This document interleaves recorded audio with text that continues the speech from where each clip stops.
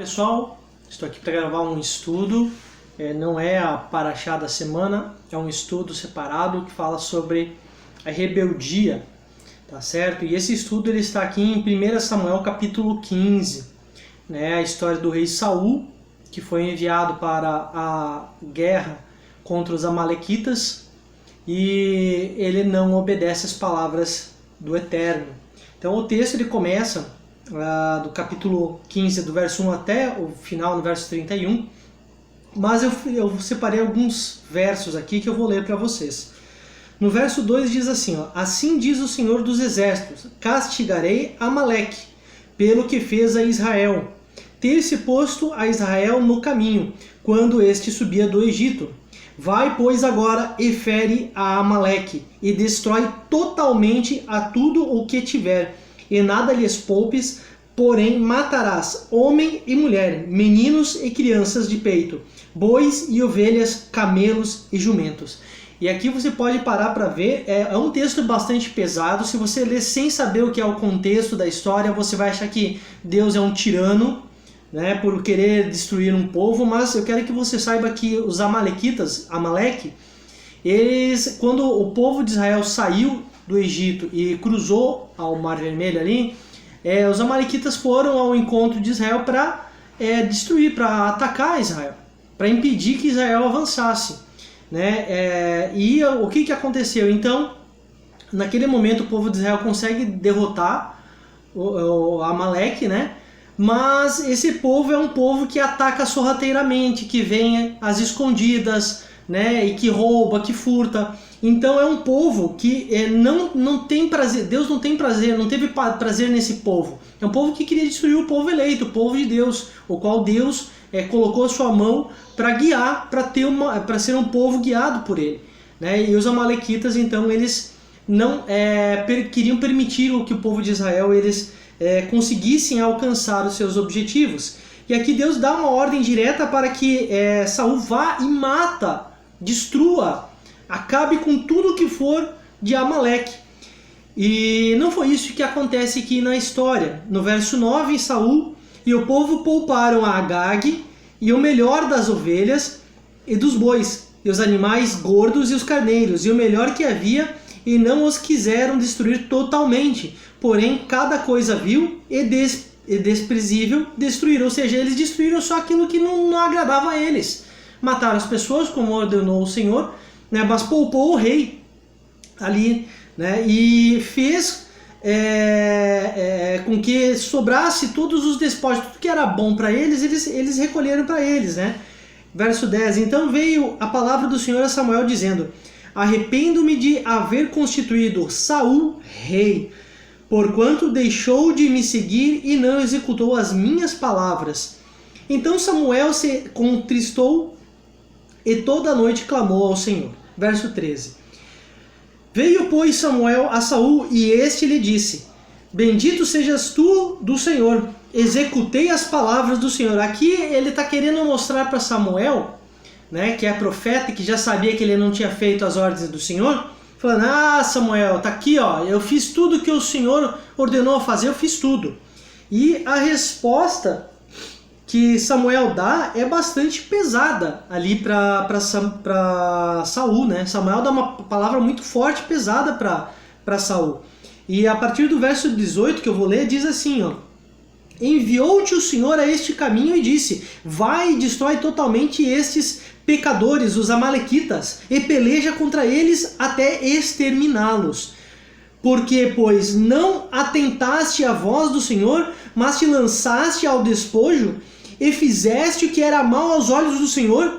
Então disse Saul a Samuel, pelo contrário, dei ouvidos à voz do Senhor e segui o caminho pelo qual o Senhor me enviou, e trouxe Agag, o rei de Amaleque, e os amalequitas, os destruí totalmente. Mas o povo tomou do despojo ovelhas e bois, o melhor do desígnio, a destruição, para oferecer ao Senhor teu Deus em Gilgal. E aqui vem os dois versos que fala muito comigo e espero que fale contigo também. Verso 22. Porém Samuel disse, tem porventura o Senhor tanto prazer em holocaustos e sacrifícios, quanto em que se obedeça a sua palavra? Eis que o obedecer é melhor do que o sacrificar,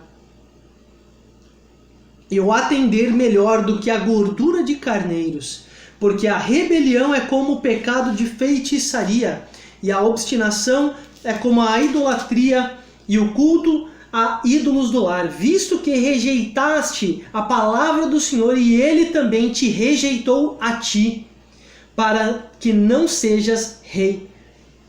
Aí Saul ele vem querer pedir perdão para Samuel no verso 25, agora pois te peço, perdoa-me o meu pecado e volta comigo para que adore o Senhor. Porém Samuel disse a Saul, não tornarei contigo, visto que rejeitaste a palavra do Senhor, já ele te rejeitou a ti, para que não sejas rei sobre Israel. Aqui a gente vê nesse texto que eu acabei de ler, que Saul ele tenta falar, ó Samuel, não, eu fiz tudo que o Senhor mandou fazer, eu fiz tudo, né? Só poupamos aqui porque a gente queria oferecer em sacrifício ao Senhor. E aqui no verso 22, ele coloca esse texto, tem porventura o Senhor tanto prazer assim em holocaustos e sacrifícios, quanto em que se obedeça à palavra, a sua palavra?